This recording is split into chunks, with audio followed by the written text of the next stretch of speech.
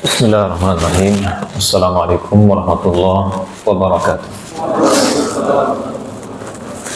Alhamdulillah. Alhamdulillahi hamdan katsiran thayyiban mubarakan fi kama yuhibbu rabbuna wa yarda. Asyhadu an la ilaha illallah wahdahu la syarika lah. Asyhadu anna habibana wa maulana Muhammad ibn Abdullah habibuhu wa khaliluhu aminuhu ala wahyi. Allahumma salli alaihi wa ala alihi wa sahbihi wa man tabi'ahum bi ihsanin ila yaumiddin. Amma ba'd. Para hadirin rahimani wa rahimakumullah. Alhamdulillah, kita harus bersyukur kepada Allah. Kita harus bersyukur kepada Allah karena Allah Subhanahu wa taala memberikan nikmat yang sangat banyak sekali. Dan nikmat Allah yang sangat besar yang Allah berikan kepada kita adalah Allah mudahkan kita untuk beribadah kepadanya. Allah bukakan hati kita untuk menerima hidayah berupa beramal soleh. Ya, salat, Allah mudahkan kita untuk salat. Kemudian Allah mudahkan kita duduk di sini dalam rangka mempelajari ayat-ayat Allah Subhanahu wa taala. Wallahil azim, ini adalah kenikmatan yang diinginkan oleh mereka-mereka yang jauh dari ilmu.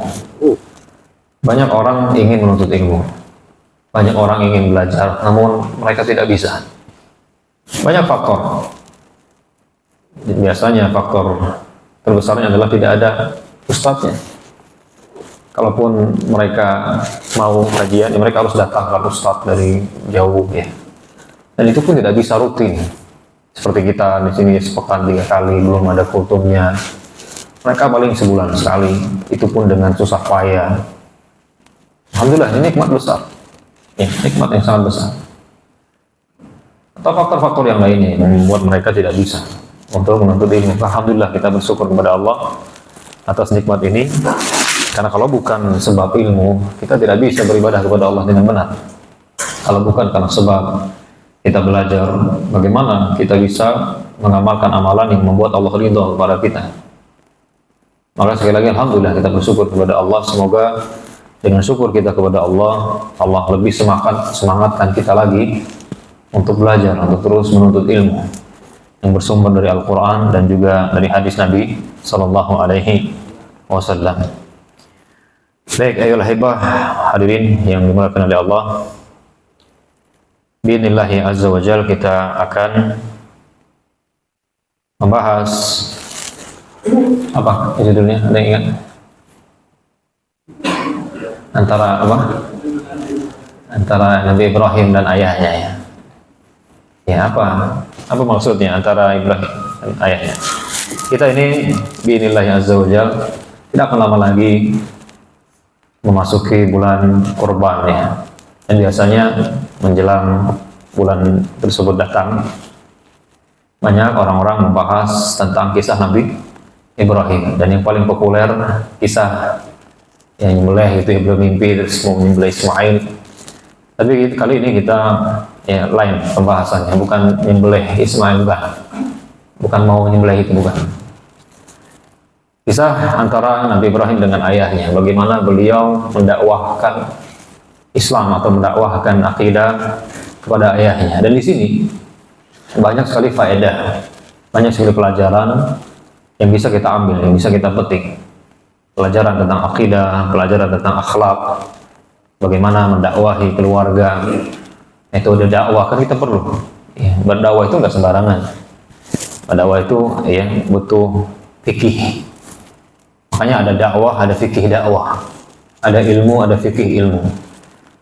Ya, itu perlu kita pelajari. Nah, insya Allah kita akan belajar dari kisah beliau bagaimana mendakwahi keluarga, ya khususnya, dan juga mendakwahi orang secara umum. Bagaimana metodenya? Baik, kisah ini hadirin yang dimuliakan oleh Allah, Allah sebutkan di dalam surat Maryam, ya. Sebutkan dalam surat apa? Surat Maryam. Buka Al-Quran kalau ada aplikasinya, silahkan.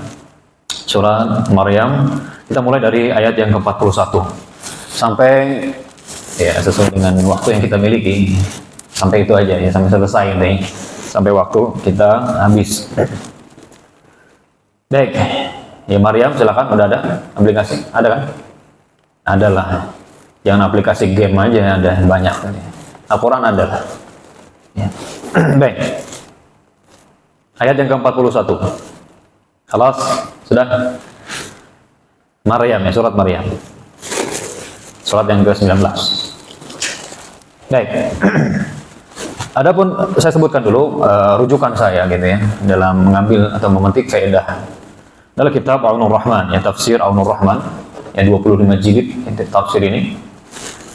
Dan waktu itu saya sudah mengajukan sebenarnya, cuman belum di ACC ya. Karena bagus sekali ya kitab ini. Baik, hadirin yang dimuliakan oleh Allah, kita langsung saja bahas ayat-ayat yang ada di dalam surat ini. Di antaranya Allah Subhanahu wa taala mengatakan, "Wadhkur fil kitab Ibrahim innahu kana siddiqan nabiyya." Wadhkur, sebutkanlah atau ceritakanlah wahai Nabi Allah, Nabi Muhammad, kisah Nabi Ibrahim alaihissalam di dalam kitab, ya maksudnya di dalam Al-Quran yang mulia ini. Innahu kana siddiqan nabiyya, bahwa dia, maksudnya Nabi Ibrahim adalah siddiqan nabiyya, orang yang siddiqan, ya maksudnya orang yang jujur. Orang yang jujur, siddiqan, orang yang membenarkan segala yang datang dari Allah Subhanahu wa taala. Nabiyya, dan beliau adalah seorang nabi. Beliau adalah seorang apa? Seorang nabi. Jadi Rasul sallallahu alaihi wasallam itu diperintahkan oleh Allah untuk menyebutkan kisah beliau kepada para sahabat dan kepada umat ya secara umum. Sebutkan bagaimana kisah beliau, karena banyak pelajaran. Banyak apa? Pelajaran yang bisa diambil. Jadi di sini Nabi Ibrahim dipuji oleh Allah Subhanahu wa taala, beliau adalah orang yang siddiq, orang yang jujur. Ini memberikan isyarat agar apa? Kita mencontoh beliau menjadi orang yang jujur dan orang yang selalu membenarkan segala yang datang dari Allah Subhanahu wa ta'ala. Karena banyak orang ketika datang ayat atau datang syariat dari Allah Subhanahu wa ta'ala, nggak langsung dia benarkan. Nah, nanti dulu ya, ini kayaknya nggak cocok ini sama apa ya, sama selera saya gitu ya. Meskipun tidak dia ucapkan seperti itu, tapi ya gerak-geriknya seperti itu. Ini kita benarkan. Ini syarat agar kita mencontoh beliau. Dan beliau adalah seorang nabi. Kemudian disebutkan setelahnya, "Idz qala li abihi ya abati lima ta'budu ma la yasma'u wa la yubsiru wa la yughni 'anka syai'a." Ketika dia berkata kepada ayahnya. Jadi mulai nih dikisahkan. Ya abati. Jadi Nabi Ibrahim dia sedang berbincang atau ngobrol dengan ayahnya. Kita tahu ayahnya adalah Azar, dan Azar ini disebutkan di dalam kitab tarikh, ya kitab-kitab sejarah, adalah penyembah patung, penyembah berhala. Bahkan dia produsennya, dia adalah pembuatnya. Ini jualan, ini jualan Tuhan, ini kan ada kan ini. Ini sampai sekarang masih ada Tuhan dijual ini. Jadi dia yang buat.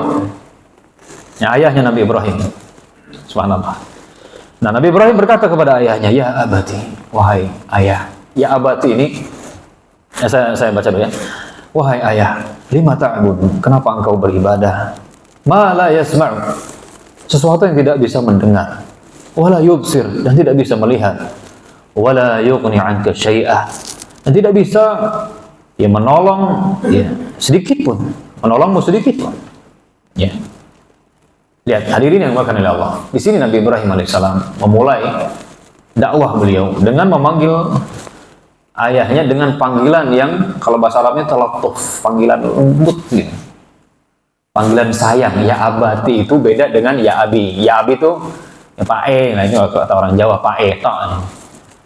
Ya abati itu lebih lembut lagi, lebih sopan lagi, lebih menunjukkan kasih sayang dan penghormatan. Ya abati. Bisa ya abati, ya abuy, abuya, abuya disingkatnya abuy, itu lebih apa? Lebih sayang gitu loh, lebih menghormati. Nah, Nabi Ibrahim alaihissalam menggunakan panggilan ini kepada ayahnya, ya abah. Maka begitu juga ya kita ketika mendakwahi keluarga kita, panggil dengan panggilan apa? Panggilan yang lemah lembut, panggilan sayang, ya. Gitu. Jadi jangan sampai memanggil dengan panggilan nama gitu ya, jangan. Ya, Jok, lu kemana Jok? Bapaknya Joko gitu ya. Jangan. Ini nggak beradab ya. Tidak beradab. Jadi panggil dengan panggilan lemah lembut. Ya ayah, Pak. Pokoknya dengan nada yang lirih. Itu lebih mengena. Ya. Nabi Ibrahim di sini menyatakan, ya abati, wahai ayah, kenapa engkau beribadah kepada patung atau sesuatu yang tidak bisa mendengar dan tidak bisa melihat? Ini menunjukkan, hadirin yang dimuliakan oleh Allah, bahwa beribadah kepada patung itu batil ya. Beribadah kepada berhala ya batil, apapun bentuknya. Baik itu bebatuan, pepohonan, ya kerbau atau binatang, dan banyak ya. Orang-orang yang nyembah hewan batil, nyembah kubur. Nah ini batil karena di sini Allah Subhanahu wa taala mengabadikan perkataan Nabi Ibrahim dan membenarkan yang tidak benar. Jadi beribadatan kepada selain Allah itu tidak benar. Jadi faedah yang pertama tadi ya, yang bisa kita ambil dari ayat ini atau penggalan ini, kita panggil orang yang kita cintai dengan apa? Dengan panggilan yang lembut. Ya, tunjukkan penghormatan kita kepadanya. Ini kalau orang tua, jangan merasa lebih tinggi, merasa lebih hebat, itu enggak mengena. Tidak mengena. Lihat Nabi Ibrahim alaihissalam. Beliau adalah nabi. Sekalipun beliau nabi dan ayahnya bukan siapa-siapa, beliau tetap merendah. Ini banyak nih anak-anak sekarang ya udah punya jabatan agak tinggi, gaji besar, belagu ya. Udah banyak gaya, sama bapak emaknya udah kayak dia aja yang berkuasa betul gitu. Ini enggak betul. Karena mentang-mentang dia sudah memberikan sesuatu mungkin kepada keluarganya, kepada ayahnya, langsung dia merasa lebih tinggi, lebih hebat. Jelas ini tidak benar ya. Harus menunjukkan pengagungan.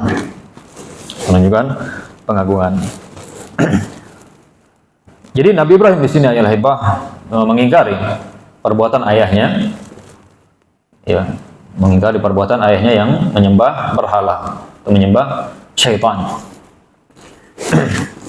Lihat berikutnya, ya abati. Nah, diulangi lagi sama Nabi Ibrahim. Panggilannya tetap panggilan mesra gitu ya, panggilan lemah lembut. Ya abati inni qad ja'ani minal ilm ma lam ya'tika fattabi'ni ahdika siratan sawiyya. Wahai ayah, ya wahai pak gitu ya. Apa bahasa lembut lagi? Itu ya, wahai ayah gitu ya. Sungguh telah datang kepadaku ya ilmu yang tidak datang kepadamu. Fattabi'ni, maka ikuti aku. Ahdika siratan sawiyya, maka aku akan tunjukkan kepadamu jalan yang lurus. Lihat hadirin yang dimuliakan oleh Allah. Di sini Nabi Ibrahim alaihissalam ya kembali sekali lagi lemah lembut kepada ayahnya, dan bahasanya itu sekali lagi bahasa yang merendah. Bahasa yang merendah, Pak, atau ya saya dapat ilmu, ya saya dapat ilmu atau datang kepada saya ilmu yang belum datang ke ayah gitu. Jadi Nabi Ibrahim tidak mengatakan, Pak saya alim, saya adalah orang alim, orang yang berilmu, ya sedangkan engkau ya orang yang tidak begitu gitu. Itu kan merendahkan gitu. Nah ini penting nih di dalam dakwah, bahasa yang seperti ini kita harus usahakan ya, kita gunakan ya. Kalau kita kepada orang tua, ya jangan mak, Allah berfirman mak, atau Pak ya jangan seperti itu. Pak Pak kemarin itu saya baca Quran, terus saya baca di ayat ini begini Pak. Nah gitu. Jadi kita tuh tidak menunjukkan bahwa ya bapak kita tuh bodoh gitu, atau jangan seperti itu. Apa kan? Jadi bahasanya seperti itu. Ya kemarin saya dengar Pak Ustadz ngomong kayak gini Pak. Mungkin bapaknya melakukan kemungkaran yang bisa jadi dia nggak tahu. Nah terus kita mau ngasih tahu, ya, mau nasehatin gitu ya. Maka bisa dengan bahasa seperti itu. Ya kemarin saya dengar ceramah, ternyata kok apa yang Bapak lakukan ini kayak kurang tepat gitu, Pak. Nanti saya cari dulu Pak dalilnya, atau saya cari ceramahnya, dan nanti Bapak dengerin ya coba. Gitu. Atau bisa kita awali dengan ya kalimat sayang dulu. Kalau seandainya Bapak kita melakukan sesuatu ini, ya kemungkaran, apalagi jelas mungkarnya, maka kita sampaikan, tunjukkan kasih sayang kita kepada dia. Kita khawatir, nanti akan ada setelahnya. Ya. Jadi sini Nabi Ibrahim alaihissalam intinya beliau lemah lembut dan beliau menyampaikan bahwa saya dapat ilmu, ya, saya datang kepada saya ilmu yang belum datang kepada engkau, maka ikuti, ya, ikuti saya. Maka saya akan berusaha memberikan petunjuk ke jalan yang lurus. Baik, berikutnya, ya abati, masih ya abati, dan diulang lagi. Ya abati, la ta'budi syaitan. Inna syaitana kana lirrahmani 'asiyya. Wahai ayah, itu kalau bahasa kita.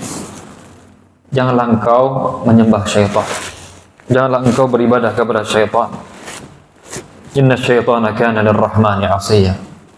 Karena sesungguhnya syaitan itu ya sangat bermaksiat, ya sangat durhaka, ya kurang ajar gitu kepada Allah Subhanahu wa taala. Yang Rahman, ya. Allah, Masya Rahman sini Allah Subhanahu wa taala. Dari sini hadirin yang dimuliakan oleh Allah, kita mendapatkan pelajaran bahwa orang yang beribadah kepada selain Allah sesungguhnya dia sedang beribadah kepada syaitan. Ya, kenapa? Karena syaitan yang menyesatkan dia, yang memerintahkan dia untuk beribadah kepada selain Allah Subhanahu wa taala. Dan memang seperti itu hadirin. Ini adalah tugas terbesar, ya, tujuan utama dakwahnya syaitan, ajakannya syaitan, agar kita beribadah kepada selain Allah. Ya, itu tujuan utamanya. Makanya tujuan utama diutusnya Rasul berbalik atau kebalikannya, mengingkari peribadatan kepada selain Allah, mengajak orang-orang beribadah hanya kepada Allah Subhanahu wa taala. Ini tujuan utama dari iblis dan bala tentaranya, agar manusia itu beribadah kepada syaitan, kepada selain Allah. Karena syaitan tahu kalau orang beribadah kepada selain Allah, maka orang-orang tersebut akan bersamanya di neraka selama-lamanya. Karena syaitan itu hakut, benar-benar dengki dengan Nabi Adam dan anak keturunannya. Dia berjanji, sudah pernah kita sampaikan, dia berjanji bagaimana caranya menyesatkan manusia sebanyak-banyaknya. Dia nggak mau sendirian. Dia nggak mau ya bersendirian di neraka. Dia ingin sebanyak-banyaknya bersama dia di dalam neraka kekal. Kalau tidak kekal, ya lamalah di neraka. Tapi ini tujuan utamanya. Makanya dakwah para rasul ini yang paling utama. Walaqad ba'atsna fi kulli ummatin rasulan an i'budullaha wa ijtanibut taghut.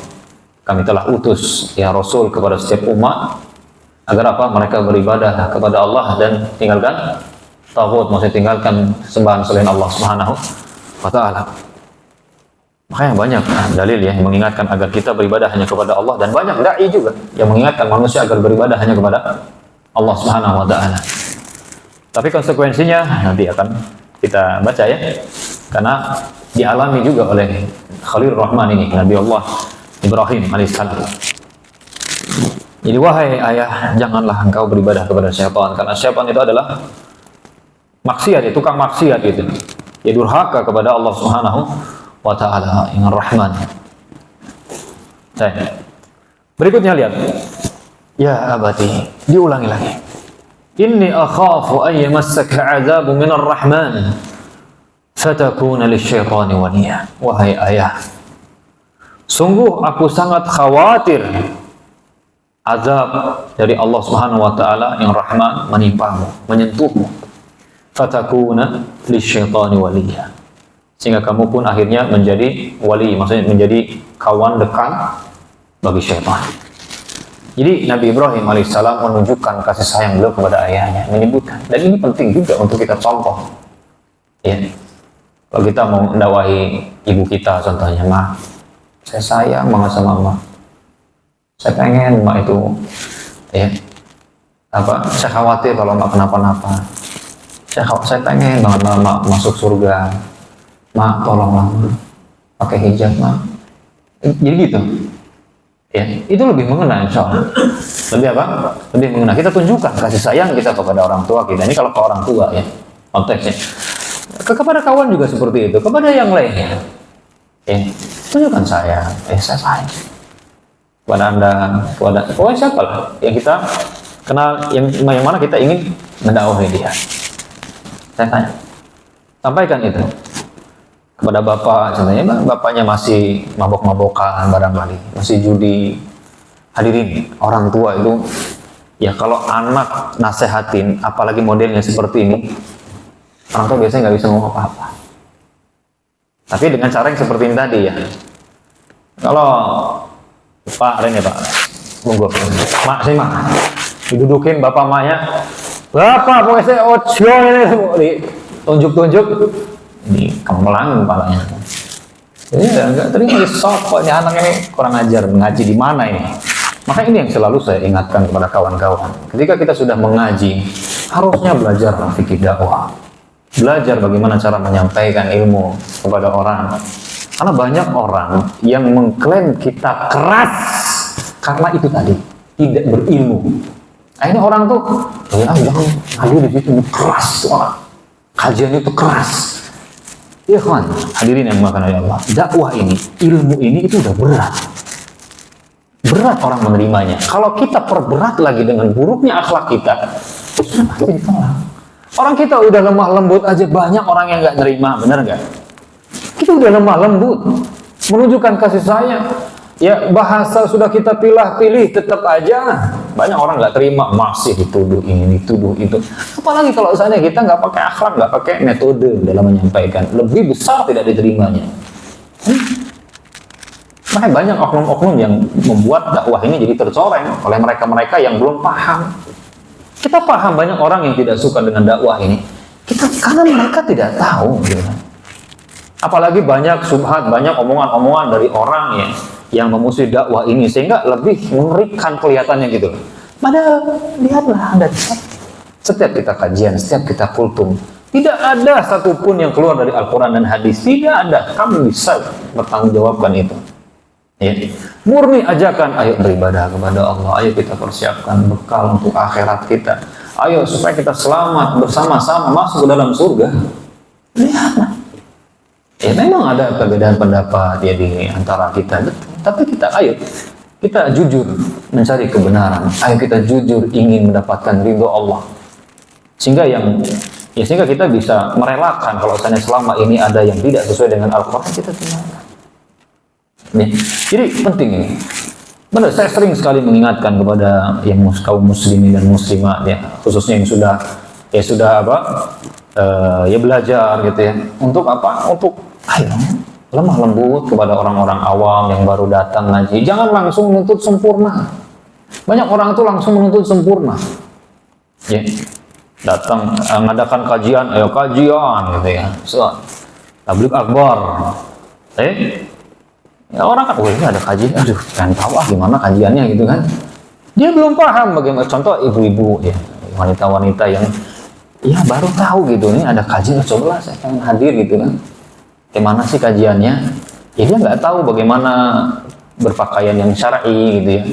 Banyak ibu-ibu tuh, motor liatin, wah sama gitu ya.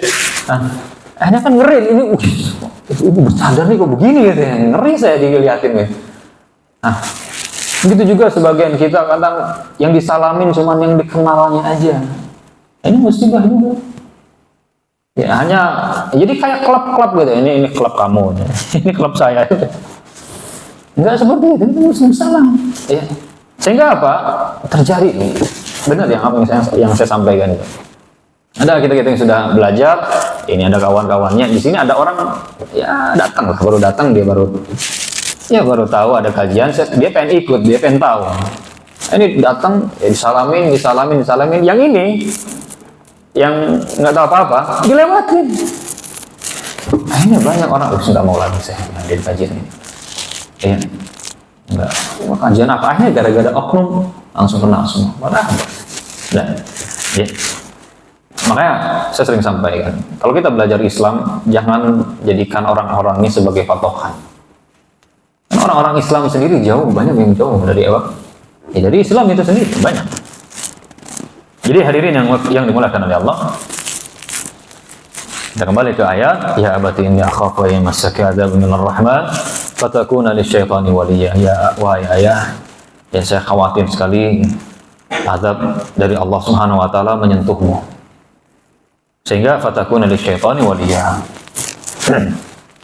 Sehingga kamu menjadi kawan dekat atau wali itu kawan dekat itu bagi syaitan.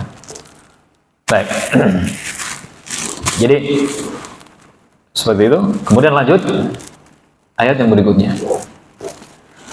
Ini jawaban bapaknya nih. Lihat jawaban bapaknya. Gimana? Nabi Ibrahim udah lemah lembut. Nabi Ibrahim sudah menunjukkan keindahan akhlak, bahasa yang enak didengar sebenarnya ya. Udah lembut banget ya. Ini Nabi ini jangan diragukan lagi. Bukan LCMA dokter enggak. Nabi udah label terus Nabi Khalilur Rahman, kekasih Allah Subhanahu wa taala. Sudah kurang apa? Luar biasa sudah gelarnya. Tapi bagaimana sikap ayahnya kepada Nabi Ibrahim dan apa yang didapatkan oleh Nabi Ibrahim? Kata bapaknya, "Araghibun anta an alihati ya Ibrahim? La in lam tantahi la arjumannak wa hajurni maliya." Bapaknya, apakah engkau tidak suka atau apakah engkau benci kepada Tuhan-Tuhanku wahai Ibrahim? La in lam tantahi, jika kamu tidak berhenti masih ngoceh mulu gitu ya. Kalau kamu nggak berhenti juga dari ngocehmu itu ya, la arjumannak, maka aku akan merajammu. Dan bapaknya, wa hajurni maliya, tinggalkanlah aku ya. Maliya maksudnya tinggalkan saya dalam waktu yang lama. Wa hajurni maliya. Lihat siapa ini tadi yang dakwah? Nabi Ibrahim. Yang dakwah bukan kaleng-kaleng ini orang hebat nih, Nabi Khalilur Rahman. Metode dakwahnya udah cakep banget dah. Enggak ada yang terbaik selain Nabi Ibrahim. Nabi Muhammadnya sampai disuruh ikutin Nabi Ibrahim alaihissalam. Wattabi' millata Ibrahim. Ikutilah wahai Muhammad jalannya Nabi Ibrahim. Ya, meskipun demikian lihat Nabi Ibrahim ditolak. Nabi Ibrahim dakwahnya tidak diterima. Jadi hadirin yang dimakan Allah, dari sini kita mendapatkan pelajaran bahwa hidayah itu di tangan Allah Subhanahu wa taala. Ya kita berusaha, ya. Kita tetap berusaha. Kita berharap semoga ada orang yang mendapatkan hidayah ketika kita mendakwahinya. Tapi ketika kita sudah berdakwah dengan cara yang baik, tetap juga ditolak, maka kembali ke poin barusan bahwa hidayah di tangan Allah Subhanahu wa taala. Hidayah di tangan Allah Subhanahu wa taala.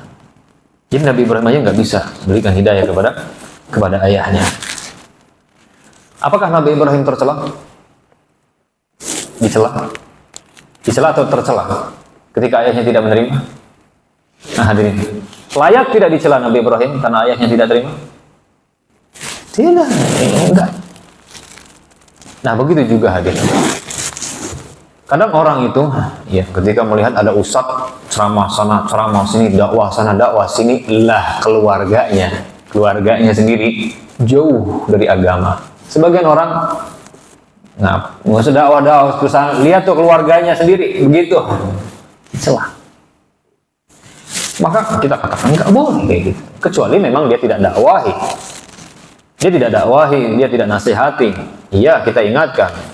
Tapi saya rasa tidak mungkin. Dakwah sana sini keluarganya. Ini nggak boleh kita celah. Kenapa? Karena hidayah di tangan Allah. Bisa jadi ustadz tersebut sudah menasihati, tapi dasar keluarganya aja yang nggak mau nerima. Jangan. Mungkin ada ustadz kita dapati anaknya malah wah kacau ya. Ya ustadz terkenal tapi anaknya kacau, nggak dapat hidayah. Ya mirip-mirip kayak Nabi siapa? Nabi Nuh alaihissalam. Hidayah di tangan Allah Subhanahu wa Ta'ala. Ini nggak bisa kita cela, nggak boleh kita cela. Kadang ada istrinya, ini Ustaz tapi istrinya kayak Nabi siapa? Nabi Nuh dan Nabi Lot, istrinya kafir.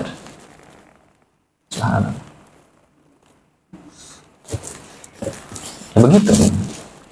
Hidayah di tangan Allah Subhanahu wa Ta'ala. Jadi jangan kita celah, nggak boleh kita celah. Ya, qadar Allah, hidayah di tangan Allah Subhanahu wa Ta'ala. Dan dari sini hadirin kita mendapatkan pelajaran bahwa dakwah itu pasti ada aja yang menolak. Ya tadi sudah kita singgung ya. Sebagus apapun metode dakwah kita, sebaik apapun, pasti akan ada orang yang tidak setuju.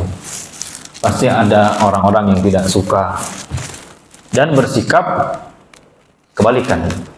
Kita pengen dia dapat hidayah, kita pengen ya dia benar, sayang gitu. Dia malah apa? Benci. Lihat bapaknya nih, contohnya ini. Nabi Ibrahim udah lemah lembut, malah bapaknya kalau nggak berhenti, ini kesel ya. Kalau kamu nggak berhenti juga, maka apa? La arjumannak, aku akan rajam kamu, lempar kamu ke batu, mati ini.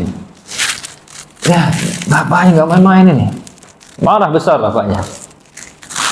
Jadi bagaimana sikap kita ya? Sabar, ya, karena memang sudah sunnatullah, sudah ketetapan Allah Subhanahu wa Ta'ala yang kauniyah. Siapapun ya orangnya, sekalipun nabi, apalagi yang bukan nabi, ketika berdakwah pasti ada orang yang menolak, pasti ada orang yang tidak suka, pasti ada orang yang membenci. Itu suatu hal yang sudah pasti. Terus gimana? Berarti kita dari dakwah? Tidak.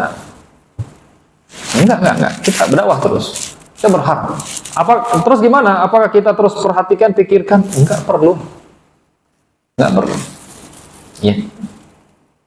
Nabi Muhammad SAW contohnya ini ada kaitannya. Beliau itu hadirin subhanallah, kita tahu ketika beliau berdakwah pada orang-orang, ayuhan nas qulu la ilaha illallah tuflihu, wahai manusia, wahai orang-orang, ucapkan la ilaha illallah maka kalian akan beruntung, kalian akan selamat. Pamannya siapa? Abu Lahab datengin orang-orang yang didakwahi Nabi, jangan dengerin, itu ponakan saya gila. Coba bayangkan, ini pamannya langsung yang ngomong, bayangkan. Kalau pamannya kan mungkin orang, oh iya ini pamannya, nggak mungkin lah pamannya nggak tahu ini kondisi ponakannya. Apakah Nabi berhenti? Enggak, Nabi terus saja. Terus belum dakwahin orang, ya, tanpa menoleh ke belakang gitu yang ada pamannya yang selalu membuntuti. Enggak, gitu juga kita sudah. Ya, karena sebagian orang itu ketika nanti gimana kalau ada yang nolak? Nanti gimana kalau ada orang yang nggak terima dakwahnya? Nanti, aku sudah sampaikan dengan cara yang baik, diterima alhamdulillah. Enggak, ya udah masing-masing sudah ngambil jalannya. Masing-masing sudah ngambil jalannya, sehingga nanti ya udah masing-masing menerima konsekuensinya dari apa yang menjadi pilihannya. Nggak ada paksaan sama sekali dalam beragama, nggak ada. Saya sampaikan begini, dalilnya ini, Al-Qur'annya ini, hadisnya ini, pemahaman Nabi dan para sahabatnya begini. Nah, diterima alhamdulillah, itu yang kita harapkan. Nggak diterima, saya nggak maksa. Saya nggak maksa ya. Sudah, cuman tadi akan terima konsekuensinya. Setiap pilihan, setiap keputusan ada konsekuensinya. Saya pernah dakwah khutbah Jumat waktu itu, saya ingat, di salah satu masjid cukup besar. Saya waktu itu bahas dakwahnya itu hal-hal yang kemungkaran yang ada di kuburan lah, yang biasa dilakukan.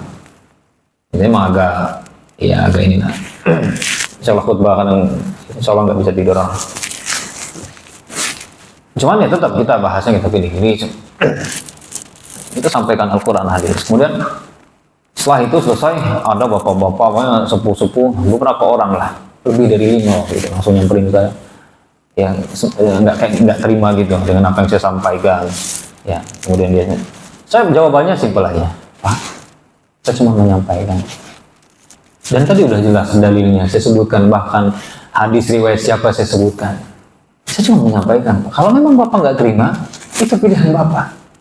Saya nggak ada paksaan, saya nggak maksa sama sekali. Saya hanya menyampaikan, ini dalil dari Nabi Muhammad yang ngomong. Saya cuma nyampaikan aja, nyambung lidah gitu. Nabi Muhammad yang bersabda, udah cukup. Bapak terima alhamdulillah, enggak, ya udah nanti bapak itu ya udah Mbak silahkan gitu ya. Soal kita apa? Ya kan diminta pertanggungjawaban di sisi Allah Subhanahu wa taala. Udah simpel aja saya bahasa begitu aja. Karena kalau orang yang seperti itu kita debat lagi, nggak bakalan baik. Maka ada kaedah itu la tujadil mu'anidah. Jangan kamu berdebat dengan orang yang mengkel. Nah, nggak bisa waktu. Nanti urat ini yang gede-gede dulu muncul. Akhirnya bukan lagi kebenaran yang dicari, tapi apa? Menangan kan gitu, menang-menangan. Kamu nggak mau ngeladenin kayak gitu, kecuali mau cari kebenaran yang benar mana, yang lebih mendekati Al-Quran dan hadis mana, oke. Kalau seandainya, ayo, saya tantang Anda debat dengan saya, bahas ini. Apa? Anda mau nyari apa? Nyari apa? Kalau nyari menang-menangan, saya nggak mau. Ya. Karena kalau saya kalahkan dalil Anda, saya patahkan hujah Anda, karena Anda mencari kemenang-menangan, akhirnya apa? Biasanya berbohong nanti. Berbohong akhirnya tambah menyesatkan orang. Ya, jadi nggak ada manfaatnya. Ya, begitu juga saya sampaikan kepada kawan-kawan. Gak usah debat-debat ya. Kecuali ingin mencari kebenaran. Kalau mau mencari kebenaran ya udah, berarti carilah rujukan. Ya, cari lihat rujukannya apa. Kemudian ya gimana Al-Qur'an dan hadisnya. Karena Allah mengatakan, "Fa in tanaza'tum fi syai'in farudduhu ila Allahi wa Rasul." Jika kalian berselisih di suatu hal atau suatu masalah, kembalikan kepada Allah dan Rasulnya, kembalikan kepada Al-Quran dan hadis. Ya, seperti itu. Baik. Jadi pasti ditolak atau ada orang yang tidak setuju. Lalu bagaimana? Ya udah, kita bersabar. Kita apa? Bersabar. Apakah kita cela dia, kita caci maki dia, kurang ngajar kamu ya? Saya udah baik sama kamu, udah saya tunjukin Al-Quran hadis malah kayak gitu sih kamu. Kalau begitu jangan. Kalau ada dai model seperti ini jangan dakwah deh. Jangan, ngerusak nanti. Ya, rusak. Ya. Makanya lihat Nabi Ibrahim setelahnya lihat. Kalau ini setelah dia dicaci maki ayahnya, diancam kalau enggak saya rajam kamu, ya udah pergi sana gitu. Anaknya diusir. Nabi Ibrahim diusir, pergi sana. Qala salamun alaik. Qala salamun alaik. Subhanallah. Nabi Ibrahim berkata, semoga keselamatan limpahkan kepadamu. Semoga engkau mendapatkan keselamatan gitu. Astaghfirulaka rabbi innahu kana bi hafiyya. Maka aku akan memintakan ampunan untukmu kepada Rabbku, sesungguhnya dia hafiyya, bi hafiyya, maksudnya sangat sayang sekali samaku. Ya, sangat hafiyya itu maksudnya sangat sayang sekali kepadaku. Ya, Nabi Ibrahim alaihissalam tidak mencela, tidak apa, malah apa? Malah berkata-kata salam. Dan seperti itu. Ya, sikap orang yang beriman. Ketika ada orang yang mencaci makinya, mengolok-ngoloknya, udah dia mengucapkan kata-kata selamat. Kata-kata selamat, ya. Kadang gitu kan, kita lewat di kumpulan orang, ya kita mungkin berpenampilan Islami, diolok-olok, ya. Diledek, ya, mereka berbicara, jadi sebetulnya pembicaraan itu ditujukan ke kita. Orang mukmin, apa kata Allah? Wa idza khatabahumul jahiluna qalu salama. Apabila orang-orang jahil yang berbicara kepada mereka, orang jahil, maka mereka pun ucapannya ucapan yang selamat. Itu Nabi Ibrahim. Gitu juga kita. Ya doakan orang-orang yang tidak menerima. Ya ketika kita dakwahi orang tua kita, keluarga kita, doakan ya Allah beri hidayah mereka ya Allah. Bimbing mereka ke jalan yang lurus ya Allah. Itu yang bisa kita lakukan. Ya. Itu yang bisa kita lakukan. Kita nggak bisa maksa. Tolong hadirin ingat. Dakwah ini hanya menyampaikan dengan cara yang baik, bukan merubah. Merubah itu bukan urusan kita. Ini harus kita ingat. Banyak orang tuh, wah, ente kenapa? Wah, nggak diterima dakwah saya. Sedih betul mendalam deh. Waduh, gimana kawan saya deh? Ya, Nabi ditegur sama Allah kayak gitu. Nabi itu ketika awal-awal berdakwah terus nggak diterima, wah Nabi itu kepikiran itu ya, Nabi sesak dadanya pokoknya sampai. Allah tegur, inna ma'alaikal balagh, wahai Muhammad tugasmu hanya menyampaikan, merubah bukan urusan. Makanya kayak kita di sini ustadz contohnya, bukan merubah, bukan. Jadi jangan sampai keberadaan ustadz di sini, mana banyak orang yang tetap aja dengan kelakuannya Jangan salahkan Ustaz sampaikan. Sudah, ya. Sudah sampai. Salahkan mereka, kenapa nggak menerima? Ya, kenapa mereka tidak mengamalkan? Jadi bukan merubah, tapi menyampaikan, memberikan edukasi. Seperti itu. Supaya apa? Kita tidak berlarut-larut dalam kesedihan. Beneran banyak orang yang tanya tuh, gimana keluarga saya udah nasihatin mereka, tapi mereka menolak, gimana istri saya ini, gimana? Udah disampaikan, udah dengan cara yang baik. Iya, ya udah. Terus ya udah doa. Terus gimana mereka? Masing-masing sudah mengambil jalannya. Kita hidup kan pilihan kan? Benar nggak? Ada mau soleh silakan, mau bejat ya saya sarankan jangan gitu. Kalau pengen selamat. Tapi tadi kita cuma mengingatkan.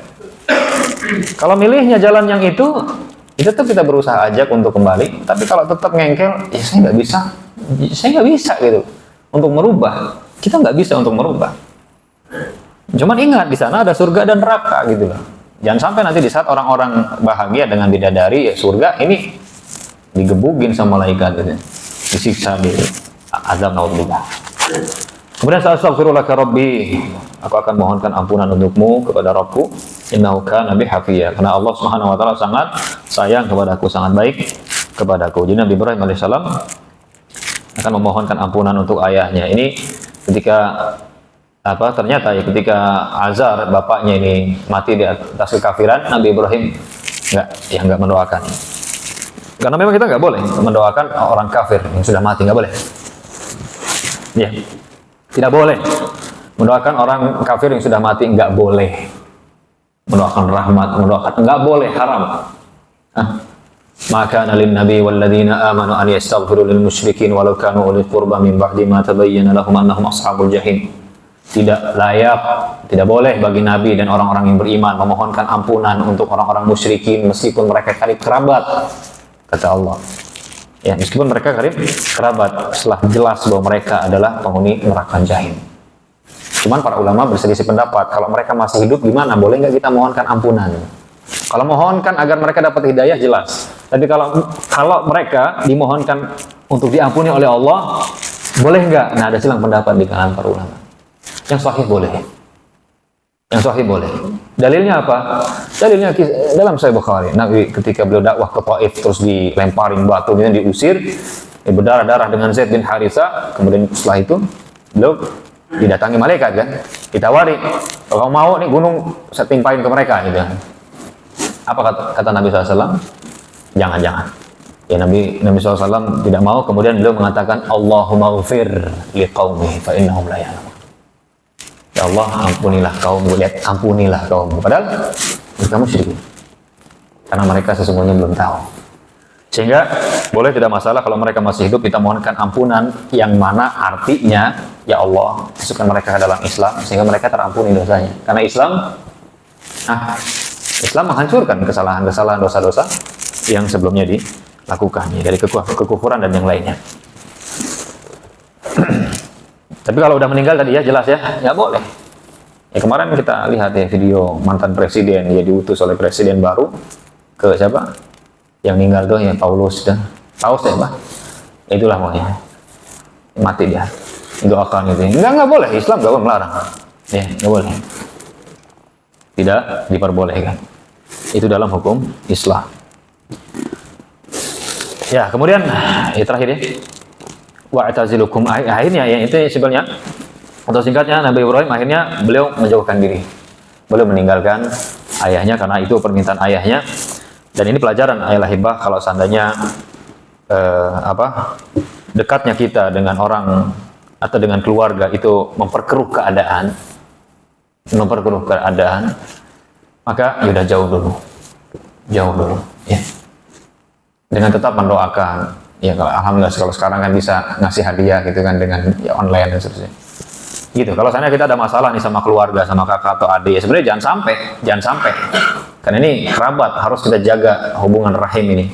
Tapi kalau seandainya qadar Allah ya, dia mengusir kita, ya dia pokoknya nggak mau ngelihat kita, dia ingin kalau kita dekat malah bermasalah, semakin keruh keadaan, saran saya nggak usah dulu. Udah jauh dulu, doakan, kasih hadiah, ya terus doakan. Sampai kondisi membaik. Wallahu a'lam bishawab.